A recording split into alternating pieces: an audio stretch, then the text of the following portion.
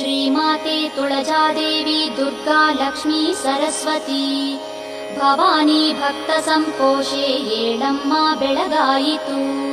ಶ್ರೀಮಾತೆ ತುಳಜಾದೇವಿ ದುರ್ಗಾ ಲಕ್ಷ್ಮೀ ಸರಸ್ವತಿ ಭವಾನಿ ಭಕ್ತ ಸಂಕೋಶೆ ಏಳಮ್ಮ ಬೆಳಗಾಯಿತು. ಏಳಮ್ಮ ಏಳು ಶ್ರೀಮಾತೆ ಏಳಮ್ಮ ತುಳಜೇಶ್ವರಿ ಏಳಮ್ಮ ನಿತ್ಯ ಕಲ್ಯಾಣಿ ಏಳಮ್ಮ ಬೆಳಗಾಯಿತು. ಏಳಮ್ಮ ಏಳು ಶ್ರೀಮಾತೆ ಏಳಮ್ಮ ತುಳಜೇಶ್ವರಿ ಏಳಮ್ಮ ನಿತ್ಯ ಕಲ್ಯಾಣಿ ಏಳಮ್ಮ ಬೆಳಗಾಯಿತು.